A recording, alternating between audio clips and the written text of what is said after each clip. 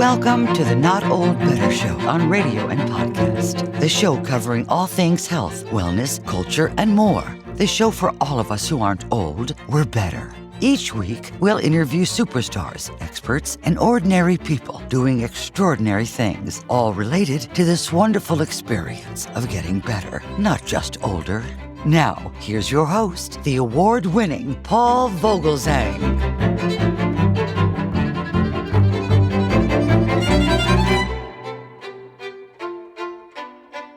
Welcome to the Not Old Better Show on radio and podcast. I'm Paul Vogelzang, and as always, we've got a great episode for you. The music you're hearing in the background, soft, steady, familiar, upbeat, reminds me of resilience. That's why I picked it.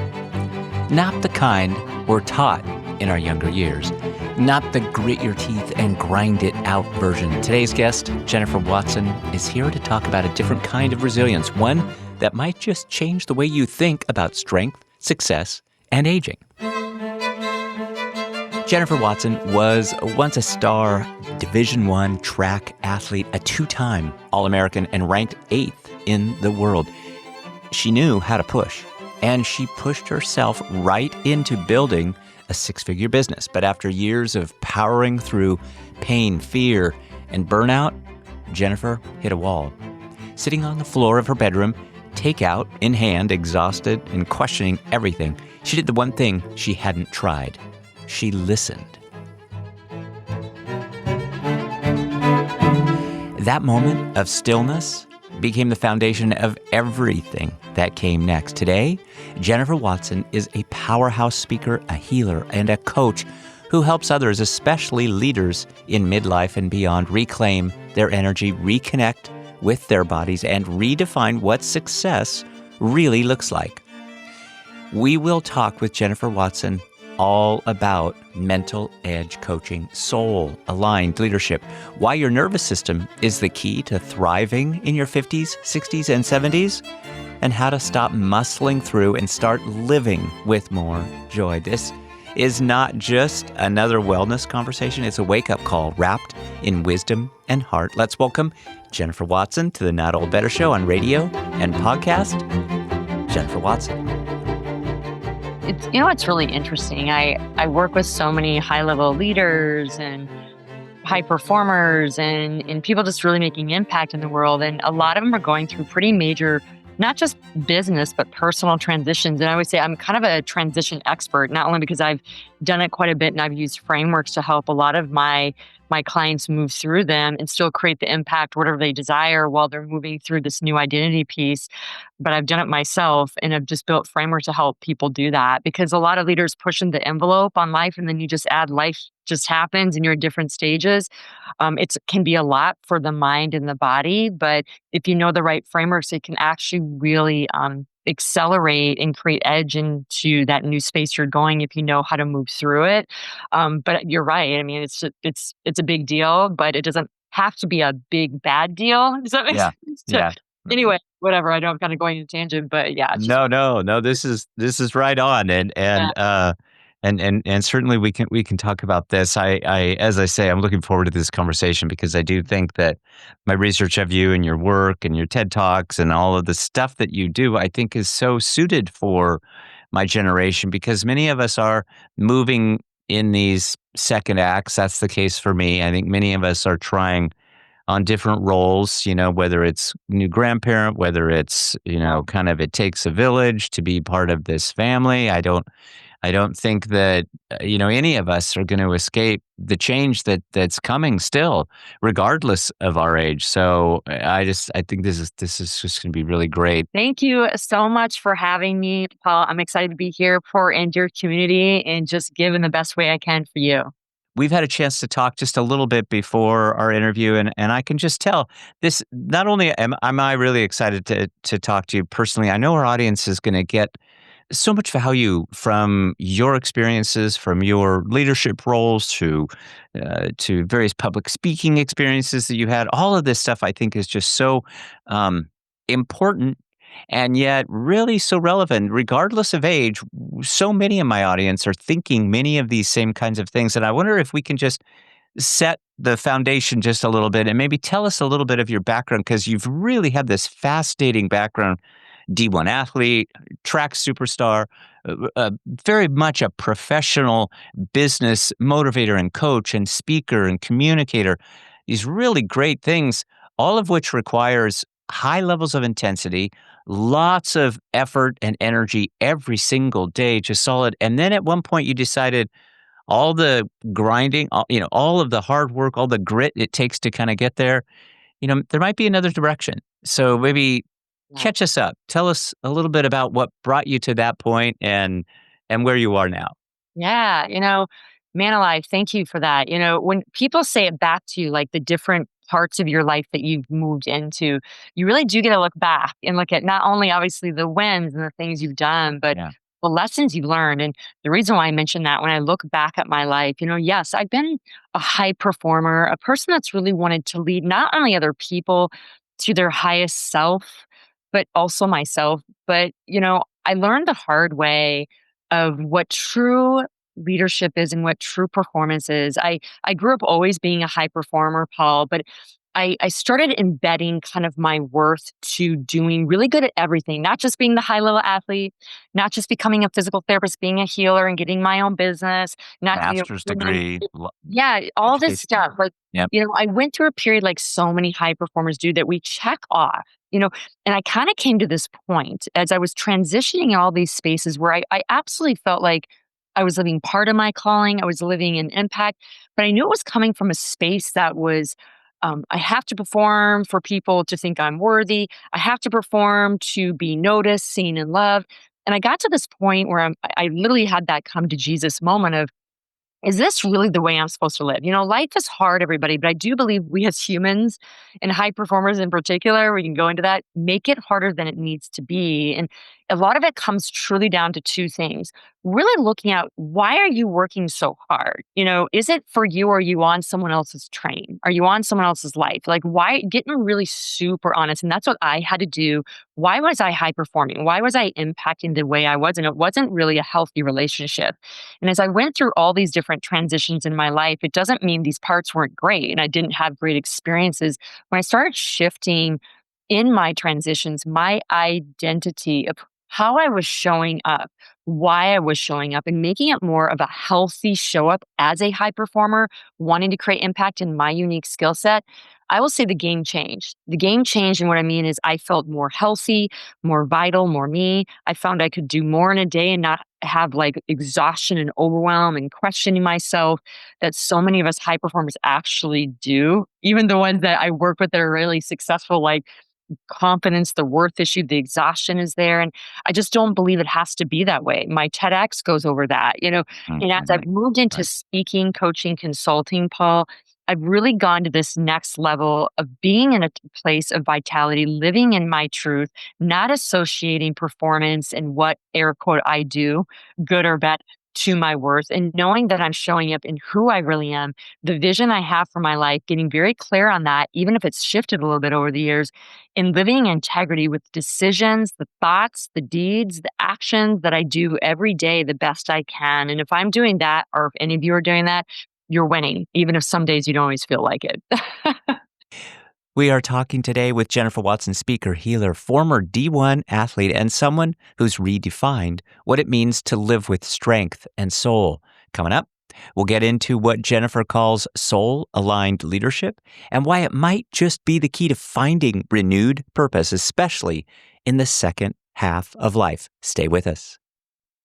Yeah, Jennifer Watson, of course, is our guest today. We will have links to Jennifer's TED Talk, as well as the other information that we found about Jennifer and all of her work.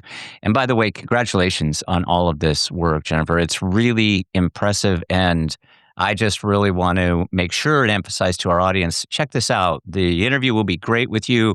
There's so much, but there's so much more. The depth, I think, is really very impressive. So thanks for spending some time with us. Absolutely. I have some additional questions for you. I hope you've got time for us today, because I really want to dive into this idea that you kind of refer to, this push culture. You refer to it in your material, and you talk about the resilience that's needed. You have this really interesting way of kind of understanding resilience in the manner of allowing for it and recognizing it. First, talk to us a little bit about what you mean by that, because it's not just blind pushing. You're bringing it into you and then really letting it kind of move you forward. You know, what I think people are really missing, I will say just from my professional opinion, is a lot of us think resilience is, and again, it's not everyone, but globally, push yourself into the ground, drill yourself to exhaustion, wait for the storm to pass, try to stay above water. It's just going to be miserable until you kind of get through it. And that's what we think of when we think of resilience. And we kind of almost like do this like check off like blue feather in our cap if we're feeling miserable. Right. And I think that's resilience as we're working through something that we want or just a hard time. It doesn't matter. And I'm really encouraging everybody on the show that's listening. I invite you in to a different definition of resilience. There's a couple different thoughts here. The body and the brain do love challenges. We know this. Like when we do physical fit stuff, it makes us feel just strong and vital and helps us in our mental journeys and vice versa. So our body and our mind loves to be challenged. Our mind likes to be challenged on different problems so we can come up with solutions and strategies. So I want to be very clear. Our body likes, quote, problems, quote, hard stuff, Yeah. challenges. Okay. But how we view resilience, how we view that challenge and how to handle it is where I feel the line has been crossed where we get exhausted, overwhelmed, and just kind of like waiting for the storm to pass. And we just think we're not going to be successful during the storm. And our resilience is just like hanging on for dear life. This is where I shift a lot, not only in my TEDx, but the way that I coach people of looking at resilience differently. That yes, it likes a challenge, but there's ways to optimize the brain and body to stay on board as you're navigating the challenge that not only makes you feel more vital, healthy, and energetic, but also actually accelerates your success during hard times. And how you can start shifting the definition a little bit. When I started, like I said, going through this time of like, things can't be this hard. Like, I got to believe that I don't have to be miserable on the way to high performing. And I remember literally having a download. Wow, before I even started researching it more about how the brain and body works when it's being challenged, I remember I just downloaded, like, what should I do right now? I'm feeling exhausted and overwhelmed. And the answer really was a full, have fun, Jennifer, play, make space, don't work so much. And I'm like, no, no, no. And it felt so unsafe for my body and my nervous system. And you guys, this is wired in us. So when I say, you're like, Jennifer, you might be saying, I'm picking up what you're putting down. But if you've been wired to drill yourself on the ground, I mean, when I got that download, I knew it was going to be a whole journey to break free of patterns and behaviors and beliefs that I had literally instilled over 30, 40 years, and now rewire it to align with it's okay to play.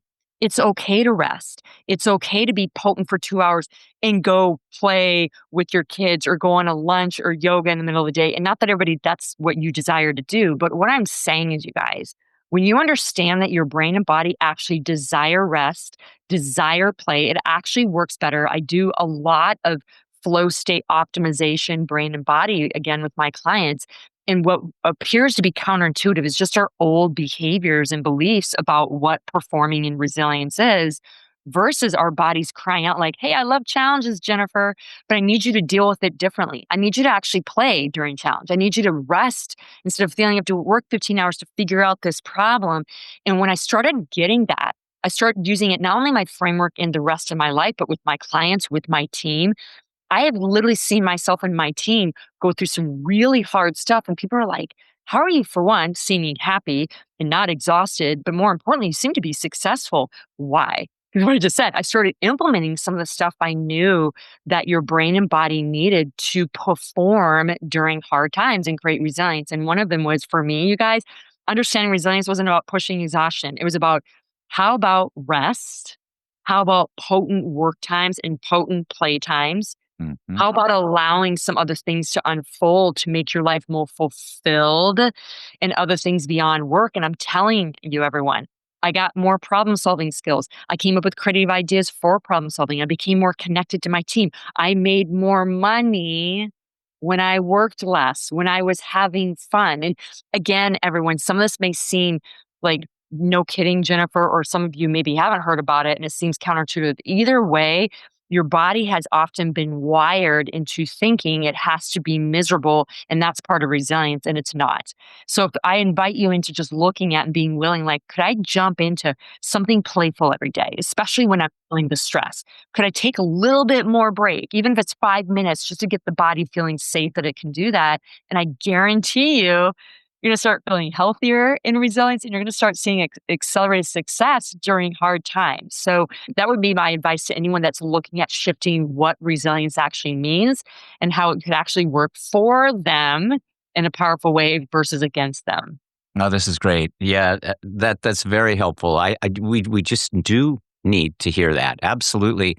The other thing that I noticed in your book is you have this really, or excuse me, in your work, your material, is you have this really interesting way of putting kind of midlife into perspective. So many in our audience are going through midlife, or perhaps it's coming up for them, or maybe it's just passed them by already. But we might not even know that we're feeling functionally slower or functionally not with it. We're not flourishing. You talk about functionality versus flourishing, and I wonder how.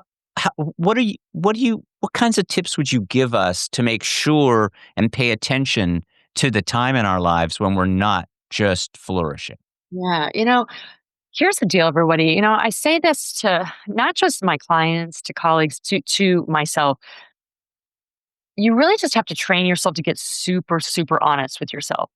We're not. We spend so much of our day doing, even when we're going into transition, like our next chapter, our second chapter, we kind of just almost fall into a flow of just not being proactive in our life versus, I'll say, reassessing frequently, like, where am I at? What am I not liking about my current life? Where do I see myself going? Sometimes getting a coach, consultant to help support and help you kind of pull off the band-aid, or, kind of unveil the saran wrap that sometimes we get in, we're in transition because we're like, what do we do? Where are we at? What's our identity? We talked about that before we got on the show. Sometimes it's hard to get through the noise of being super honest with yourself. I've Mhm. had coaches and consultants to help me with all my transitions, you guys. And yes, sometimes going into retirement, the next space of our life is our bigger transition. To be honest, everybody, we're always in transition, whether we're going from puberty into college, college into our first job into marriage. And again, I'm kind of making a standard progression here. Not that everybody's like that, but we're constantly in transition. What we have a tendency to do is make these big moments like end of life, beginning of life as the big ones. Well, I'm going to encourage all of you to be willing to step back weekly, monthly, daily, depending on the sense and the urge you feel of, like, I feel in cases, really reflecting on, who are you? Where are you at? And do you really want to be there? I mean, that can feel a little uncomfortable for people. Again, sometimes people are like, I don't know how to do that. I'm a little bit in chaos. I don't know what I want. My identity's shifting going into retirement, going into being a grandparent. I get that. This is why I believe in coaching consulting. And I help people kind of clear out the noise so they can get to, who am I and what do I really want? It's important to do that in any stage of life. But for any of you that are on that, you're like, I'm at a big transition. Kids are out of the nest, I'm into potential retirement. And I always say it's not retirement, it's the next stage of your journey. But I know it's a big one for a lot of people. It's really getting super honest where you're currently at, where you want to go. And some people do need support in that.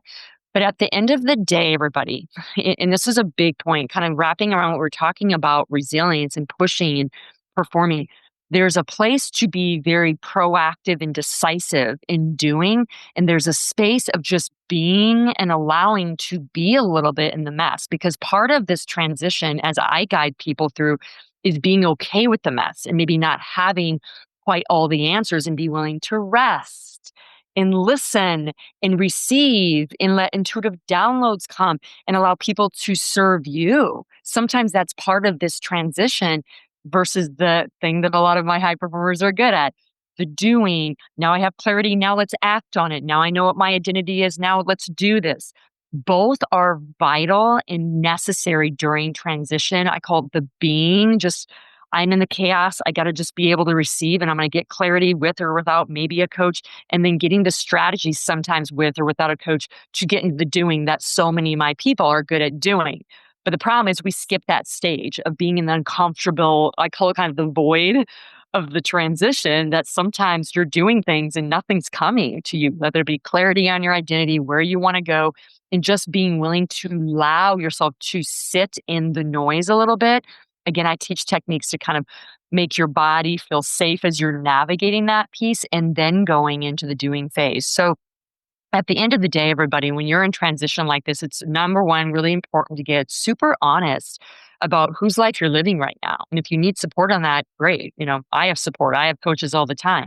Second is really understanding the teeter-totter, the polarization of this space of transition, that there's the being and the doing, the allowing to be in the chaos and getting support and just receiving and being okay that you don't know yet. And then the doing piece, that you're lining decisions and you're acting in alignment with this new space that you're in. So when you combine both of them and knowing how to move through both of those, the being and the doing of the new transition and the new identity you're moving into, it can become a lot easier and a little bit less like chaos on your body and your mind and feeling stress about it. And it's one of my favorite places to support people, honestly, Paul. And because I have a lot of people, not just in retirement, but they're having kids or they had a loss in the family, or there's just things going on in their business where something happened in their business. And listen, there's an easy way to do it. And it requires healthy resilience. It requires you to get super honest with yourself. It requires you to start looking at a relationship to who you really are in a different way that's not just about doing, but about being. And when you're open to that, and sometimes, yes, getting support, the game can change to actually being in ease and flow during a time of transition that can often feel chaotic and restrictive and just not good. Being okay with understanding that and getting the tools to kind of move through it is going to be very pivotal for each of us as we move through this lovely game called life. It's a lovely game. Jennifer Watson is our guest. Jennifer Watson is a well-known speaker.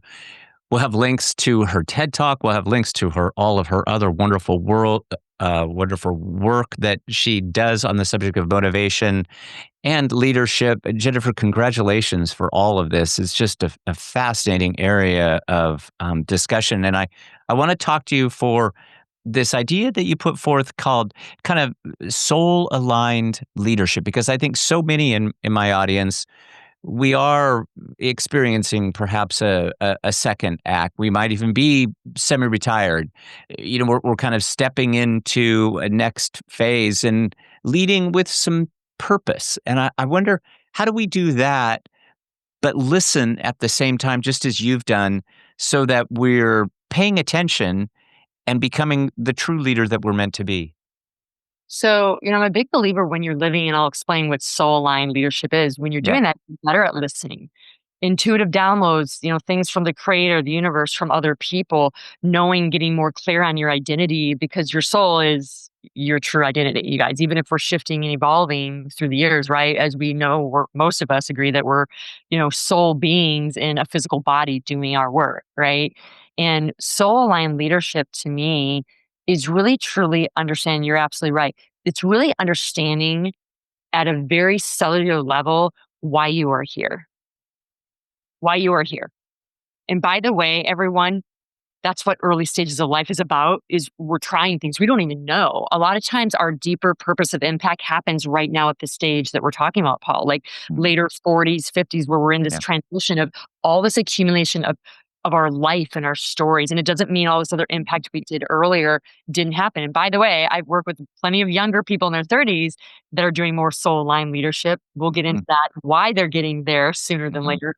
But even those that are on this call right now that are definitely in that space, you're at a space that you desire to take all your knowledge, all your stories, all the things that mattered to you through the life, and now give back in your legacy before you pass, you guys. Your deeper purpose of what this was all truly about. When I gave my second TEDx, that's what it really was. I'm not even close to retirement yet, but I felt I was, after how many years of just all this learning, I'm like, this is what I feel is my deeper purpose, my soul purpose of why I am here.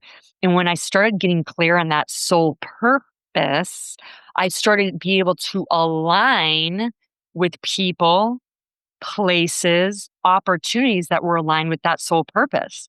And it gets easy to make decisions from that place. You got to get clear on what that is. And again, sometimes you need support on that. But many of us are desiring clarity on that. I work with highly successful men and women Paul, that have had, I'll call it the external successes, but are like, I don't want that. I want to have a living legacy. I want to be in this deeper purpose now, Jennifer. And it is finding clarity on that. That's connected to your soul purpose, why you are here. And then from that space, aligning actions every day with people, places, and opportunities that fulfill that purpose. It gets really easy in decision making. The people you're around, when you go, was this person aligned with me or not? Is this opportunity aligned with this purpose or not? And you say yes or no from that space. And it just, guys, it feels so good. I think about like when I get on a runner's high, like after a race that I won and stuff, and you feel this high energy. You guys know what I'm talking about. We've all had that where we have this high frequency. We feel really like ourselves. It's more than an endorphin rush. It just feels so us. You guys, soul aligned living and leadership is such that.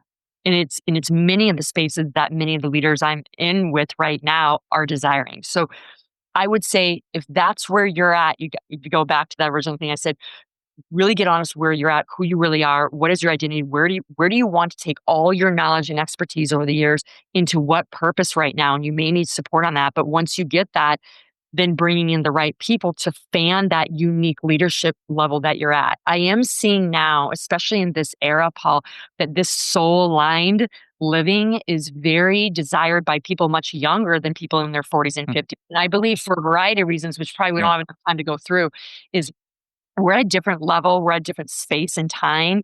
I believe that leadership is taking on a whole new space of where we need to go. I call it more transformational leadership.